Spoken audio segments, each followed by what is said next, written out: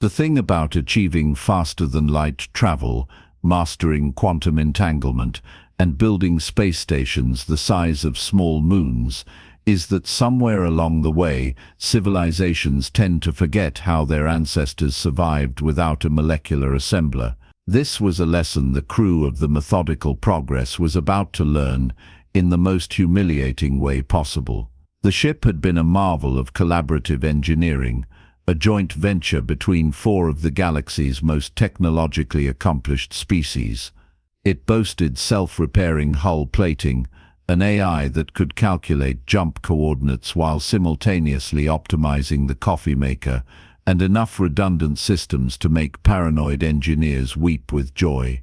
What it apparently didn't have was adequate shielding against the bizarre electromagnetic phenomena surrounding uncharted planet Kepler 442f, which was why it was currently scattered across a jungle clearing in roughly 10,000 smoking pieces. Commander Zixthar stood amid the wreckage, his crystalline body refracting the alien sun into disappointing rainbows. As a Vrelian, he'd spent 2 centuries mastering 17 disciplines of engineering. He could design a fusion reactor in his sleep. He could not, however, figure out how to open a ration pack without the standard-issue molecular scissors, which were currently melted into an unrecognizable lump approximately 40 meters away. "Status report," he announced, his voice chiming like wind through glass sculptures, hoping routine would mask the growing panic in his core. Navigator Blooptesh slithered over, his tentacles leaving wet trails across the burnt grass. The Quarian's skin had shifted to a problematic shade of gray, indicating either deep thought or the early stages of existential dread. Life support systems destroyed. Communication array vaporized. Emergency beacon laughably obliterated. Food synthesizers. I'd rather not discuss what happened to the food synthesizers. Tools?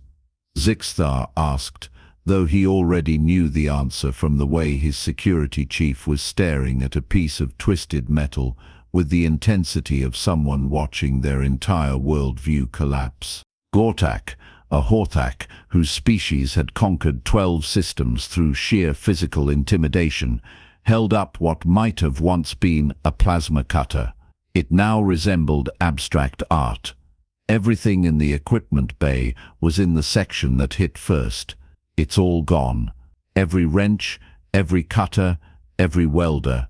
His voice carried the kind of disbelief usually reserved for discovering that physics had suddenly decided to take a holiday. The silence that followed was broken only by the chittering of local wildlife and the distant rumble of what everyone desperately hoped wasn't a predator. 4 species, representing the pinnacle of galactic achievement, stood in a jungle with nothing but the clothes on their backs, and the sinking realization that none of them had the faintest idea how to do anything without technology. "We can fashion tools from the wreckage," Zixthar suggested, gesturing at the scattered debris. "Basic principles of leverage, and with what?" Blooptesh interrupted. "Our tentacles. Your crystalline hands can't grip properly without servo-assist gloves. Gortak's strength is useless without proper leverage points. I can calculate the precise angles needed for maximum mechanical advantage, but I can't actually implement them." This was the problem with evolution via technology. The Vrelians had optimized themselves for intellectual pursuits, leaving physical manipulation as a secondary concern. The Quarians had developed in aquatic environments where tools were largely unnecessary until they reached space age. The Hortak had conquered through biological intimidation, building robots to do the delicate work. All of them had reached the stars, and none of them could apparently start a fire. Marcus Webb, the expedition's human xenobiologist, had been sitting on a piece of hull plating for the past 10 minutes, watching this display with the kind of expression that suggested he was reconsidering every life choice that led to this moment. Humans were relative newcomers to the galactic community, having achieved FTL travel only 3 generations ago, and were still considered charmingly primitive by most standards. They insisted on manual overrides for everything, refused to fully automate their ships, and had the bizarre habit of carrying physical books on deep space missions. So, Marcus said finally, his voice carrying that particular tone humans used when they were about to say something obvious that everyone else had somehow missed, "We're stranded on a habitable planet with abundant natural resources, and the problem is we don't have tools." "Correct," Sixther confirmed. "Without our equipment, we cannot fabricate the components necessary to construct even basic survival implements." Marcus stood up, stretched in that peculiar way humans did when preparing for physical activity, and walked over to a rocky outcropping at the edge of the clearing. He bent down, examined several stones with what appeared to be genuine interest, and selected two. One was roughly the size of his fist with a pointed end, the other was larger and flatter. Then, while four of the galaxy's finest minds watched in confusion, he sat down and began smashing the rocks together. "Has the human experienced a psychological break?" Luptesh whispered to Zixthar. "Is this a stress response? Should we be concerned?" "I can hear you," Marcus called out, not looking up from his rocks. Another strike, and a flake of stone splintered off. "And no, I haven't lost it." "Well, no more than usual. I'm making a tool." Gortak lumbered closer, his massive frame blocking the sun. "You're making a tool by destroying rocks." "I'm not destroying them, I'm shaping them." Marcus struck again, and another flake fell away, revealing a sharper edge beneath. "It's called knapping. My species has been doing this for about 3 million years, give or take. We got pretty good at it." The aliens exchanged glances that suggested they were reconsidering the humans' supposed intelligence. Zixthar's core flickered with scientific curiosity overriding his skepticism. "You're attempting to create a cutting implement from raw stone, not attempting, doing." Marcus held up the rock, which now sported a distinctly sharper edge along one side.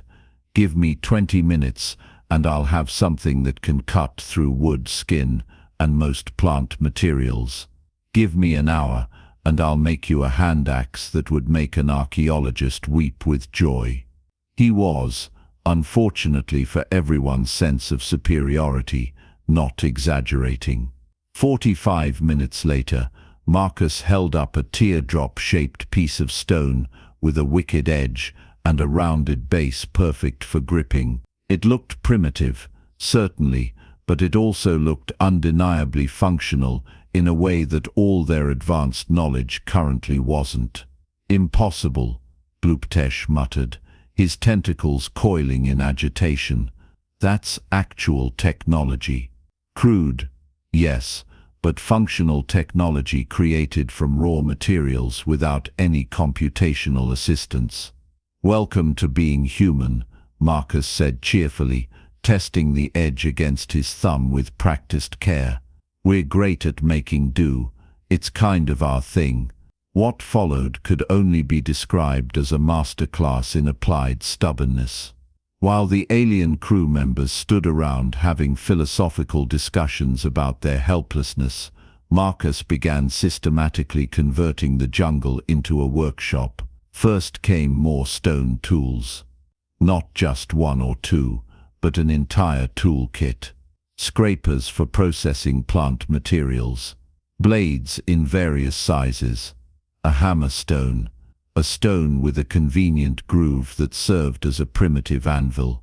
He talked while he worked, explaining the process with the enthusiasm of someone who'd taken exactly one anthropology elective in university and never shut up about it since.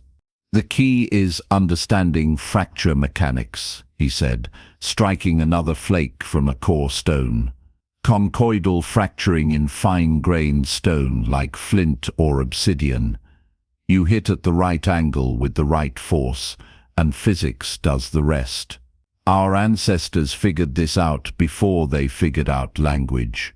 before fire, before basically everything. Zixtha, despite himself, was fascinated, but the precision required is entirely achievable with practice and understanding of the material properties. I'm not even that good at this. There are humans who do experimental archaeology as a hobby. They can make a knife in 5 minutes that'll cut through leather like butter. The Vrelian's worldview was experiencing what could politely be called a significant recalibration. His entire species had evolved past the need for such crude physical manipulation. They'd assumed this was progress, a natural evolution toward pure thought and elegant engineering. The idea that sometimes you just needed to hit a rock with another rock until it became useful had never entered their cultural consciousness. Marcus moved on to processing wood.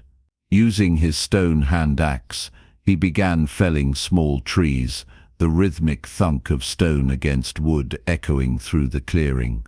The aliens watched as he trimmed branches, split logs, and began constructing a framework. "What are you building?" Kortak asked, equal parts curious and disturbed. "A workshop," Marcus replied, as if this were obvious. "If we're going to be here for a while, we need a proper workspace. Somewhere to keep tools organized, materials sorted, fire contained." He paused. "Actually, fire, that's next on the list." The concept of making fire without technological assistance broke something in Bluptesh's mind. "Surely you can't. Humans don't have biological capabilities for generating combustion." "Friction," Marcus interrupted, already gathering materials. "Specifically, a bow drill. You create enough friction between two pieces of wood, and eventually the wood dust gets hot enough to ignite. Then you transfer the ember to tinder, blow on it gently, and boom, fire." "Boom is not a scientifically precise term," Zixtha noted. "Boom is exactly the right term," Marcus countered, beginning to construct his fire-starting apparatus.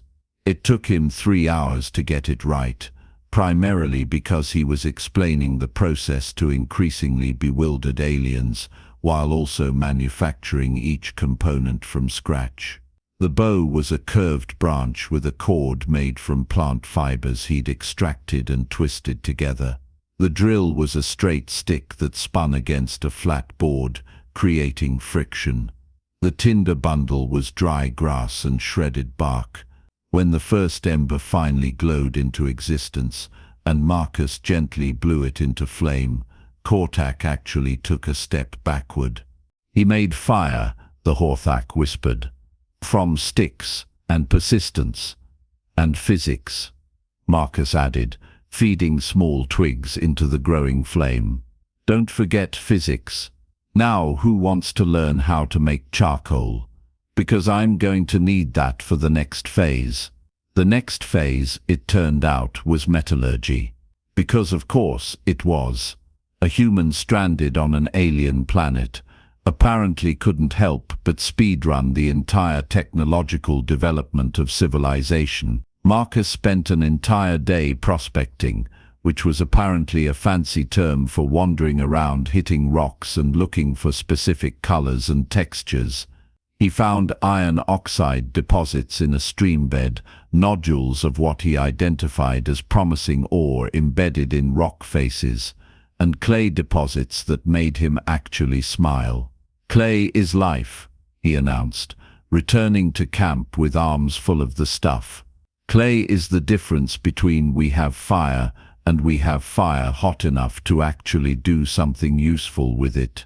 The workshop was taking shape. Marcus had constructed a proper work surface using flat stones, created storage areas for different materials, and built a shelter over the whole thing using branches, leaves, and an impressive amount of plant fiber cordage. It looked like something out of a historical recreation, which was exactly what it was, except with higher stakes and more confused aliens.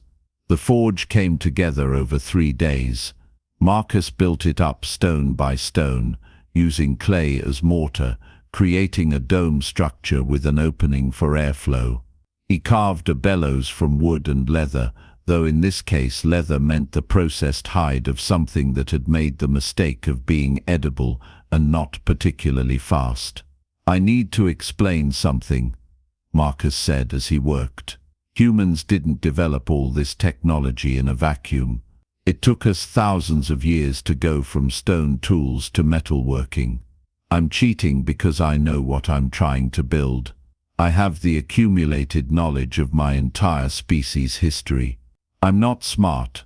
I'm just the beneficiary of millions of people figuring this out before me." And yet, Sixta observed, none of our species could do this even with that knowledge. "We've lost something fundamental." "You've lost the necessity," Marcus corrected. "When you can print a tool from a molecular assembler, why would you learn to forge one from ore? When you have plasma cutters, who needs to know how to knap flint? It's not a failing. It's just specialization taken to its logical extreme." He paused, positioning another stone. "The problem is when the specialization fails. Then you need someone stubborn enough to remember that rocks can be sharp if you hit them right. The first smelting attempt was a disaster that produced a lump of slag and a lot of smoke. The second attempt was marginally better. The third attempt, after Marcus adjusted the airflow and temperature, produced a small nodule of iron that made everyone gather around like it was the most precious substance in the galaxy. Which, given their current circumstances, it absolutely was. Marcus let it cool, then began hammering it into shape using stone tools. The process was loud, tedious, and absolutely mesmerizing. Metal was metal, whether produced by a molecular assembler or by a sweaty human hitting hot iron with a rock. By the end of the second week, the workshop had expanded to include multiple work areas. There was a knapping station with sorted stone materials, a woodworking area with carved tools and partially finished projects, the forge, now reliably producing small amounts of workable iron, a tanning station that smelled terrible but produced usable leather, storage areas organized with a precision that suggested Marcus had been waiting his entire life to implement his ideal workspace organizational system. The alien crew, faced with nothing but time and growing admiration, had begun learning. Blooptesh discovered he was surprisingly good at cord making, his tentacles perfect for the twisting motion. Zixta applied his engineering knowledge to optimize tool designs, creating sketches in the dirt that Marcus would then bring to life. Even Gortak found purpose, his massive strength perfect for the heavy hammering and log splitting that even Marcus struggled with. "I've been thinking," Zixta said one evening, as they sat around a fire that was now contained in a proper stone hearth, "about the nature of intelligence. My species prides itself on pure cognitive ability. We build ships that can cross galaxies. We've unraveled the mathematical underpinnings of reality itself. And yet, placed in a survival situation, we were helpless. Meanwhile, you've reconstructed several thousand years of human technological development in a fortnight." Marcus poked at the fire with a stick he'd been carving into a better poker. "Different kinds of intelligence. You can calculate jump coordinates in your head. I can barely manage my taxes. But I can look at a rock and see a knife. It's not better or worse. It's just different. It kept you alive when we would have perished." Gortak rumbled. "That makes it better in at least one measurable way." "Fair point," Marcus conceded. The rescue ship arrived on day 23, responding to the automated distress signal that had somehow survived in a piece of debris. The rescue team's pilot, a member of the Keltharian species who'd never encountered humans before, brought her ship down in the clearing and extended the ramp, expecting to find desperate survivors. Instead, she found an organized settlement, complete with a smoking forge, neatly arranged workshops, and what appeared to be the early stages of pottery production. "What?" she said, her translator struggling to convey her confusion. "In the name of the founders am I looking at?" Commander Zixthar stepped forward, his crystalline body somehow conveying embarrassment. "Captain, we can explain. We experienced catastrophic equipment loss in the crash. However, our human crew member possessed certain specialized knowledge." Marcus emerged from the forge, covered in soot, and remarkably cheerful for someone who'd been stranded on an alien planet for 3 weeks. He was holding what appeared to be a Bronze Age-level knife, though calling it that was generous. "Oh hey, rescue! That's fantastic timing. I was just about to attempt brass making, and honestly, that's where my knowledge gets fuzzy." The rescue captain stared at him, then at the workshop, then back at him. "You built all this from scratch? After a crash?" "Well, yeah. I mean, what else was I going to do? Sit around and wait to die? That's boring." He gestured around. "Besides, once you have stone tools, the rest kind of follows. Fire leads to pottery. Pottery leads to better fire containment. Better fire leads to metalworking. Metalworking leads to actual tools, and suddenly you've got a whole thing going." "A whole thing," the captain repeated faintly. He recreated the entire developmental arc of pre-industrial civilization in 23 days. Blooptesh added helpfully. "It was humbling. It was terrifying," Gortak corrected. "I watched him make fire from sticks. From sticks. Through the power of stubbornness and apparently infinite patience." The rescue proceeded, though not before the captain insisted on documenting everything. The images and reports spread through the galactic community faster than a warp-capable ship, because nothing captures attention quite like the realization that your entire civilization had forgotten how to make a sharp rock. The aftermath was predictable in its irony. Marcus became an unlikely celebrity, which he handled with the resigned patience of someone who'd rather be left alone with his rocks. He gave lectures on primitive technology to audiences of species who'd mastered quantum mechanics but couldn't start a campfire.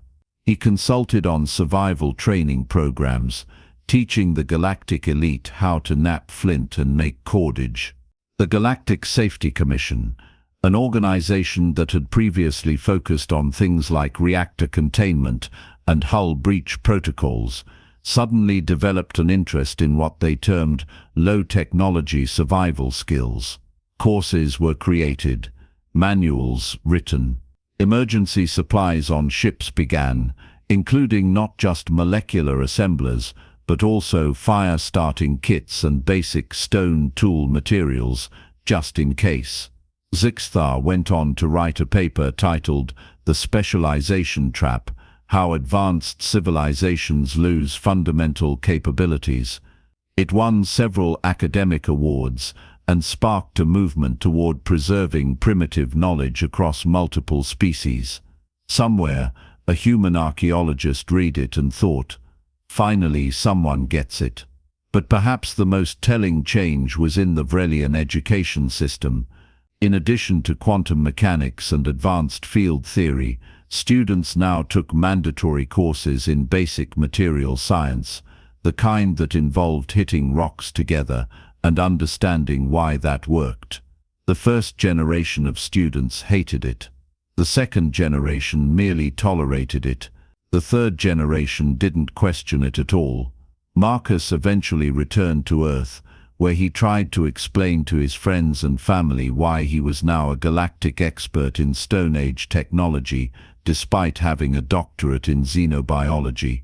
He retired to a small property in Montana, where he could pursue experimental archaeology in peace, occasionally hosting bemused alien visitors who wanted to learn how to make an axe. The Methodical Progress was eventually rebuilt, better than before, with redundant systems protecting the redundant systems. But the new design included something that raised eyebrows across the engineering community: a small compartment near each escape pod containing flint, steel, basic knapping tools, and a manual written by a human who'd once turned a jungle clearing into a functioning workshop using nothing but stubbornness and rocks. The galaxy had learned its lesson. You could have all the advanced technology in the universe, master faster-than-light travel, decode the fundamental forces of reality itself. But sometimes, just sometimes, what you really needed was someone who knew how to look at a rock and see a knife, at a stick and see fire, at a pile of ore and see the future. Preferably a human, because apparently they'd never gotten the memo that helplessness in the face of adversity was an acceptable response. They just hit things with other things until the problem was solved, and honestly, there was something beautifully primitive about that. Somewhere in the galactic archives, filed under lessons learned from first contact humanity, there's a footnote that reads, "Never underestimate a species that spent 3 million years figuring out how to make better rocks. They're insufferably good at making do." Marcus, reading that footnote during a routine records check, laughed until his sides hurt. Then he went back to his workshop, picked up a piece of flint, and began knapping a new blade. Not because he needed it, but because some skills were too useful to forget and too satisfying to abandon. The galaxy spun on, slightly wiser, marginally more humble, and significantly better equipped to handle the next time everything went catastrophically wrong.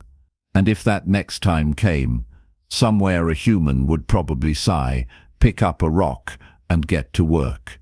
Because that's what humans did. They made do, they adapted, they took what was available and turned it into what was needed. 3 million years of evolution had hardwired that into their DNA, and apparently no amount of space travel was going to change it. The universe, vast and indifferent, didn't care about any of this. But if it had, it might have noted that the species who'd figured out how to leave their planet had done so not in spite of their primitive beginnings, but because of them. Every advanced technology was built on the foundation of someone, somewhere, figuring out that if you hit a rock just right, it got sharp. And that was a lesson worth remembering, even among the stars.